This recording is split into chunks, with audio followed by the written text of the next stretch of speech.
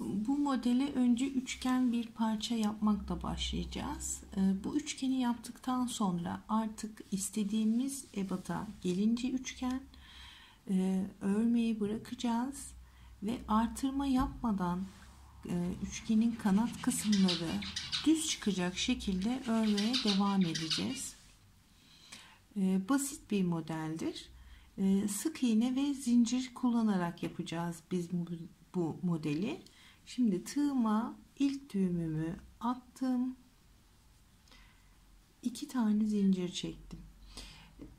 Modeli yaparken büyük bir tığ numarası kullanmanızı tavsiye ediyorum. Böylelikle daha yumuşak bir örgüye sahip olabilirsiniz.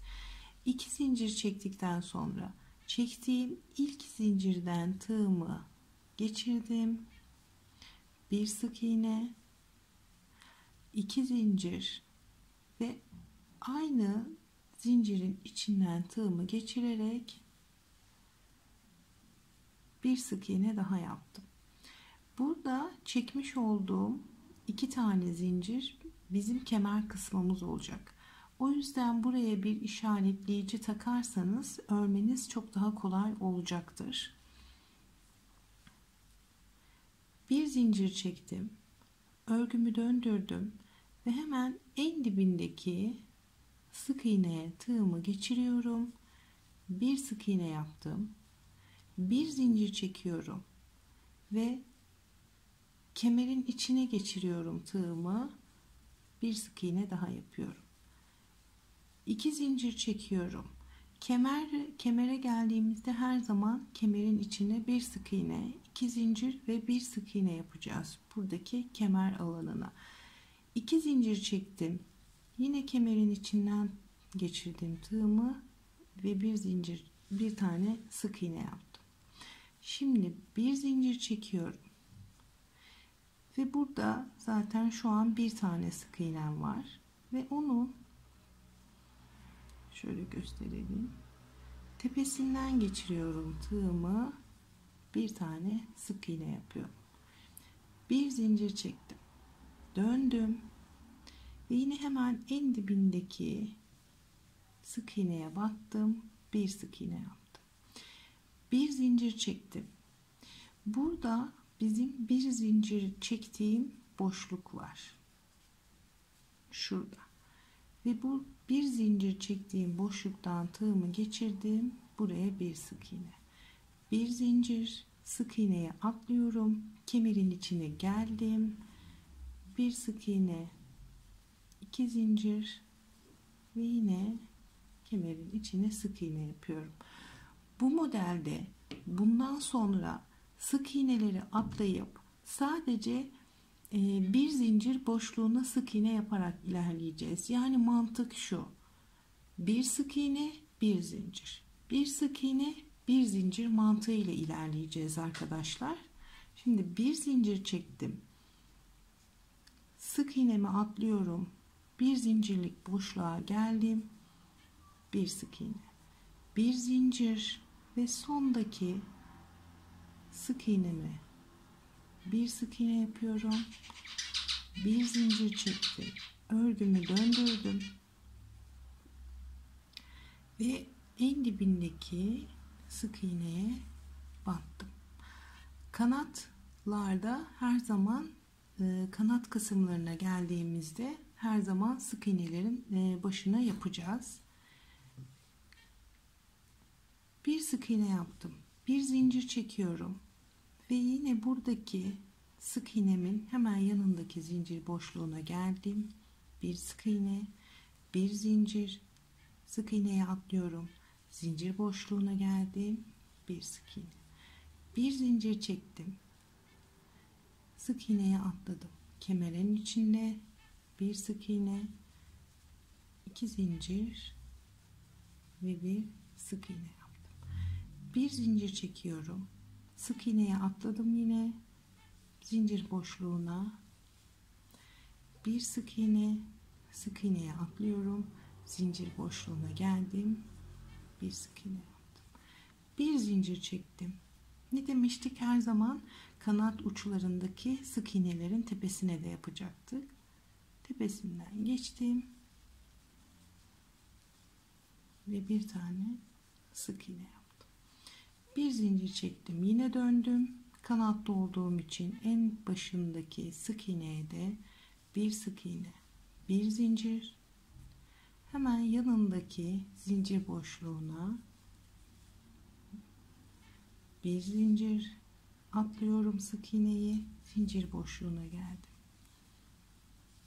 sık iğneyi atladım, zincir boşluğuna,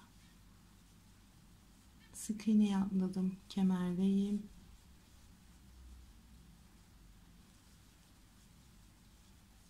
bir zincir, sık iğneyi atladım, zincir boşluğuna, sık iğneyi atladım, zincir boşluğuna, sık iğneyi atladım, yine zincir boşluğuna, bir zincir çektim yine ve kanat kısmımdaki en sondaki sık iğneye battım. Bu şekilde devam ederek, tekrar yaparak bu kısmının, yani şal veya atkıda, yani etol şal ve atkıda yapabilirsiniz bu şekilde.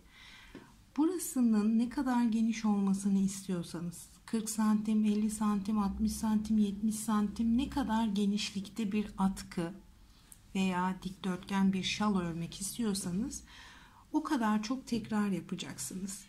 Üçgenin bu kısmı istediğiniz uzunluğa geldikten sonra örmeyi bırakacaksınız. Daha sonra yanlardan toplayarak düz bir şekilde çıkmaya devam edeceğiz. Bu modelden bebek battaniyesi de yapıyorlar. Yani kocaman bir üçgen parça yapıyorlar ve onun üstüne devam edip zikzaklı, tek zikzaktan oluşan çok pratik bir bebek battaniyesi de yapıyorlar arkadaşlar. Bundan da yapabilirsiniz. Şimdi bu örgümüzü biraz daha büyütüyorum. Daha sonra başka farklı bir renkle hem renk geçişini de görmüş olacaksınız. Toplayarak düz çıkmayı göstermek için geleceğim. Başka bir renkle anlatmaya devam edeceğim. Bakın, böyle ördüğünüz takdirde, bir zincir, bir sık iğne ile yaptığınız takdirde böyle modeliniz dokuma gibi duruyor. Buraları böyle sanki dokuma yapılmış gibi çok güzel bir modeli oluyor bu örneğin. Şimdi buralardan düz çıkarak örmeye devam edeceğiz. Daha büyük bir tığ ve daha kalın bir iple örüyorum ben şu anda. Bir zincir çektim, döndüm. Buralardan her zaman iki kanat kısımlarında iki toplayarak gideceğiz. İlk sık iğnemden tığımı geçirdim, ilmek aldım, tığımı bıraktım. Sık iğnelerin yanında birer zincirlik boşluğumuz var buralarda. Bir zincirlik boşluğa girdim, ip aldım ve hepsini birlikte kapattım. Köşelerde her zaman bu işlemi yapacağız. Bir zincir çektim, bir sık iğne atladım, diğerine geçtim ve modelimi aynı şekilde örmeye devam ediyorum. Sadece üçgenin kanat kısımlarına geldiğimizde toplama işlemi yapacağız ki yanlara doğru yayılma olmasın, düz çıksın. Şimdi ben aynı şekilde modelimi devam edip üçgenin diğer kanadına kadar örmeye devam ediyorum. Diğer kanadın sonuna kadar geldim. 1 2 3 tane ilmeğim var.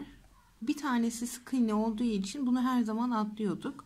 Bir zincir çekiyorum ve buradaki zincir boşluğundan tığımı geçiriyorum ve ipimi tığımda bıraktım.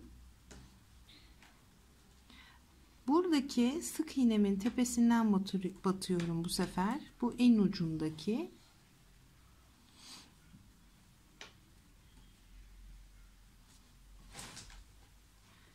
ipimi buradan çekiyorum ve 3 tane ipi birlikte kapatıyorum. Bir zincir çektim, döndüm. Köşelerde her zaman toplayarak gideceğiz. En baştaki sık iğnemden tığımı geçirdim, bir ip aldım, çektim. Hemen yanında zincir boşluğum var. Buraya battım. Buradan bir ip aldım, çektim. 3 tane ilmeğim var ve bunun hepsini tek seferde kapattım. Şimdi bir zincir çekiyorum ve modelimi aynen devam ettiriyorum. Diğer başa kadar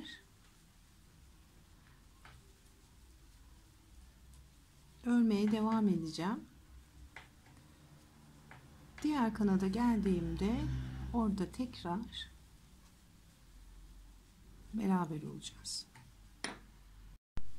Diğer kanadın ucuna kadar geldim ve yine 1 2 3 tane ilmeğim var.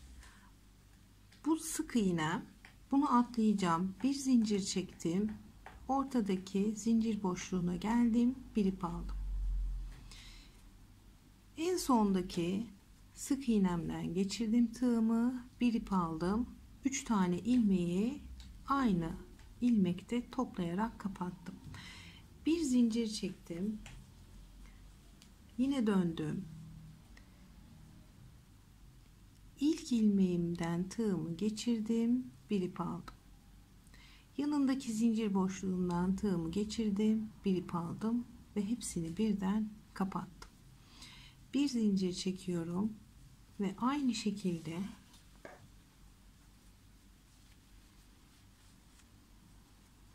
örmeye devam ediyoruz. Yapmamız gereken tek şey kanat kısımlarına geldiğimizde toplayarak örgüyü devam ettirmek. Burada istediğiniz zaman renk değişikliğine gidebilirsiniz.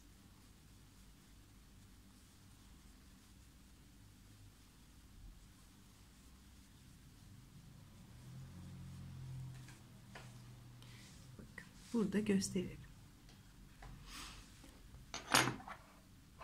Artık yana doğru gitmiyor, yukarıya doğru düz çıkıyor. Ben bu şekilde kenarlara geldiğimde her zaman yanlardan toplayarak örgümü biraz daha büyüttükten sonra diğer rengime geçeceğim. Sizinle de orada buluşalım. Üçgeninizin genişliğinden hiçbir şey kaybetmeyip bu şekilde buralarını düz çıkacağız. Böyle buralardan dümdüz örmeye başlayacağız.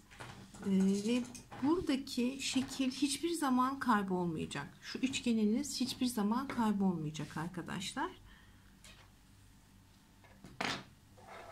Şimdi diğer rengime geçeceğim. Bir sıra da bu renkle öreceğim beyazın üstüne. Daha sonra birkaç şey daha anlatmak için karşınızda olacağım.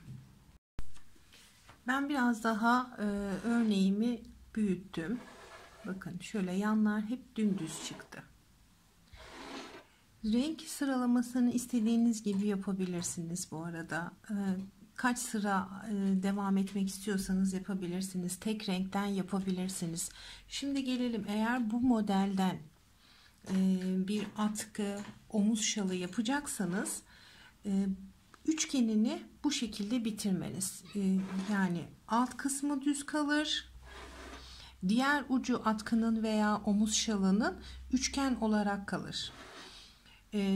Ama böyle yapmak istemiyorsanız da buraları da düzleyeceğiz. Şimdi anlatacağım. Eğer bu modelden TV battaniyesi veya bebek battaniyesi yapmak istiyorsanız da buralardan şu köşeleri eksilterek düzleyeceğiz. Bu şekilde bir kazak yapmıştım ben. Yani üçgen daraltma ile ilgili. O zaman burası bu şekilde dümdüz olacak. Şimdi nasıl yapacağımıza gelelim. Diyelim ki örgünüzü bitirdiniz, atkanızı veya bebek battaniyenizi, ne örmek istiyorsanız bitirdiniz. Yine buralardan daraltarak geleceğiz. Her zaman aynı işlemi yapacağız.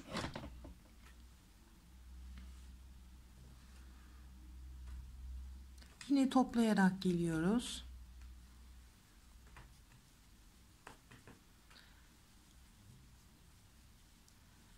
Bu sefer toplama işlemini nasıl yapacağız?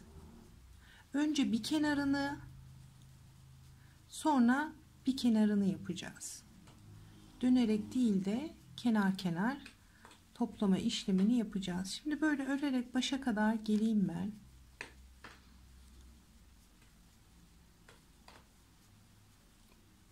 Bu arada bu modelden bir tane kazak yapacağım.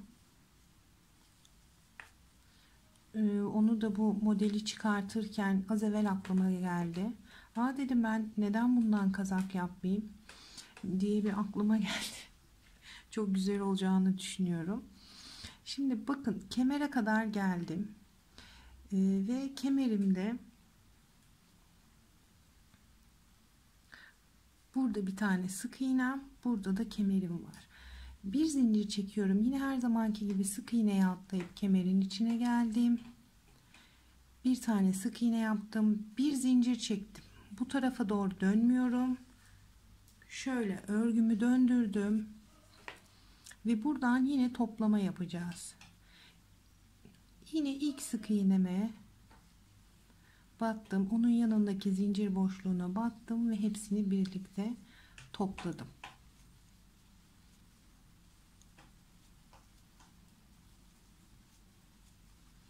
Bu şekilde yine bunu düz bir kare, ucu üçgen kalmayacak şekilde toplayarak gideceğiz.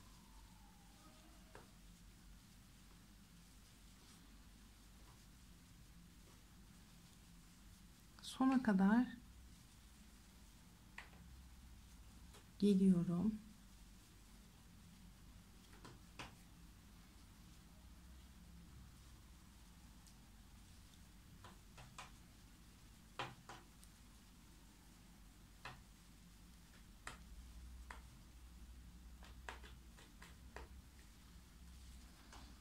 Sona kadar geldim. Yine 1, 2, 3 tane var.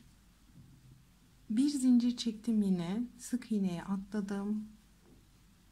Zincirden bir tane ilmek aldım ve sondakinden girdim ve bir ilmek de buradan aldım. Bir zincir çektim. Örgümü yine döndürdüm ve yine toplayarak başladım.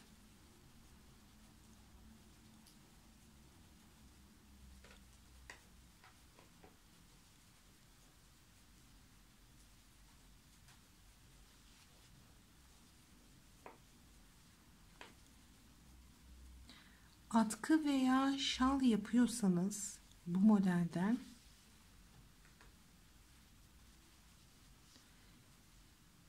son renginizle kenarlarını düzlemeniz gerekiyor. Bu bir nevi düzleme işlemi arkadaşlar, öyle söyleyeyim. Yani buradan şöyle düzleyeceğiz bu üçgeni. O yüzden atkı veya şal yapıyorsanız son yaptığımız ipin aynı rengini kullanarak yaparsanız çok güzel olur diye düşünüyorum. Ama battaniye yapıyorsanız da orası fark etmez. Renkli olması güzel olabilir. Şimdi yine geldim. Bakın, burası kemerim. Buradan da az evvel dönüş yapmıştık. Şimdi yine burada 1, 2, 3 tane ilmeğim var. 1, 2, 3. 3 tane ilmeğim var. Yine ben bu ilmekleri tek seferde toplayacağım. Yine sık iğneye atladım. Zincirden bir tane ilmek çıkardım. Yine sondaki ilmeğimden tığımı geçirdim ve üçünü birlikte kapattım. Bir zincir çektim, döndüm ve yine toplayarak sıramı devam ettim.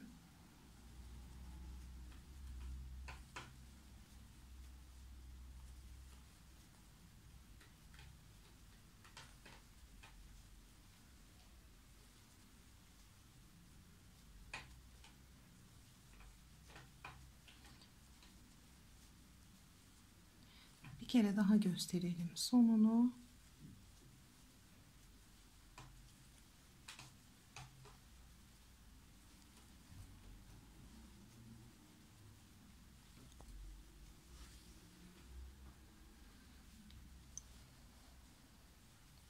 Yine sonundayım. 1 2 3 tane ilmeğim var. Zincirden geçirdim. En sondaki sık iğnenin tepesinden geçirdim ve burayı kapattım.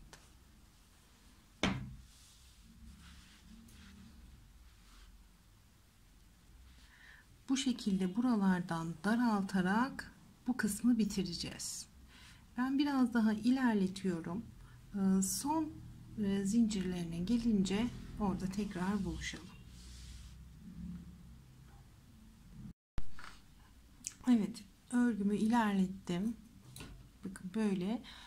Aynı renkle bitirin dememdeki sebep buydu. Burası sanki tek parça yapmış gibi, yani burayı da ördükten sonra burası tek bir parçada olmuş kadar muntazam olacaktır. Şimdi yavaş yavaş sonlara geldim. Yine her iki yandan daraltarak sonlarını beraber yapmak istedim. Yine daraltarak gidiyorum.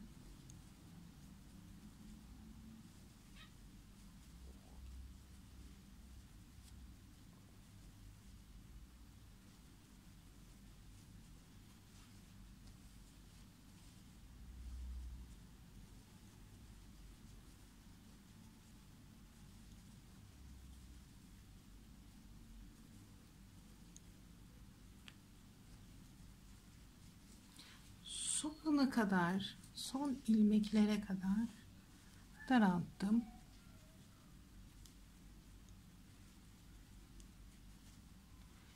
Bir zincir çektim. Ve en sonunda benim şurada ortada bir tane sık iğnem kaldı. Yine buraya atlıyoruz. Ortaya bandım. Hemen yanındaki sık iğneye yaptım, kapattım. Bir zincir çektim. Döndüm ve en sonunda benim 1 2 3 tane ilmeğim kaldı ve bunların hepsini tek seferde toplayacağım. Bir tanesini topladım. Bu benim sık iğnemdi. Bunu atlıyorum. Yani ikinci ilmeği atlıyorum. Şöyle üçüncü ilmekten tığımı geçirdim. 3 tanesini birlikte topladım. Kapattım ve bir tane zincir çektim.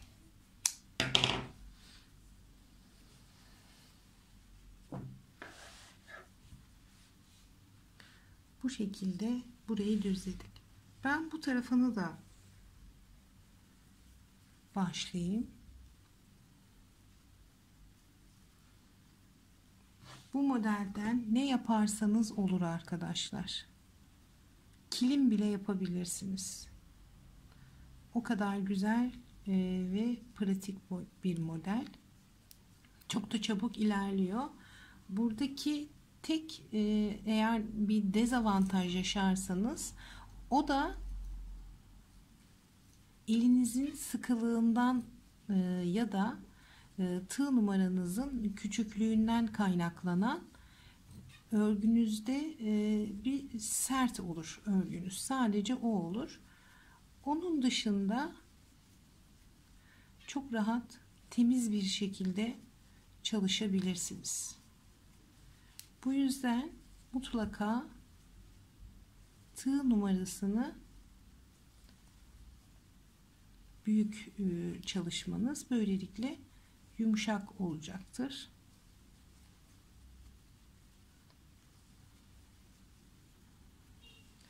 Ve bu şekilde kemere kadar geliyorum. Burası kemer.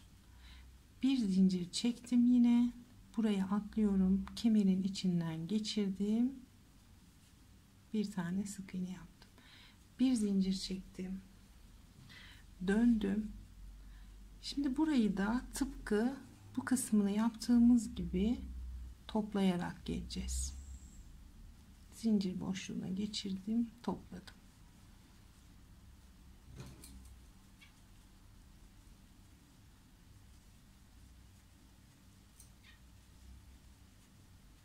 modelin kazağı çok güzel olacak. Sessiz düşünüyorum bu arada. Şu an böyle kafamda renklerini oturtmaya çalışıyorum nasıl yaparım diye. Çok güzel olacak. Evet. Yine sona kadar geldim.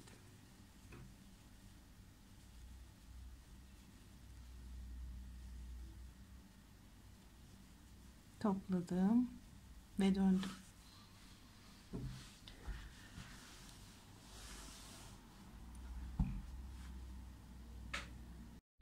Evet, bakın uzaktan görüntü aldığımda anlayacaksınızdır. Şimdi bu kısmı da ben daraltarak bitireceğim. Daha sonra çok daha güzel duracak. Bu kısmını da burası gibi aynı şekilde daraltarak geldim. Bakın burası dümdüz oldu.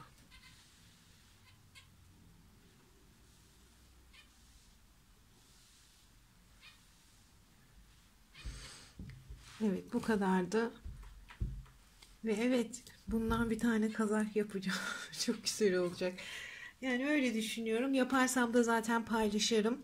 İzlediğiniz için çok teşekkür ediyorum. Bu videonun sonuna bu modelden yapılmış atkıları, şalları ve bebek battaniyesi resimlerini bırakacağım. Kanalıma abone olup bildirim zilini açmayı unutmayın. Hoşça kalın.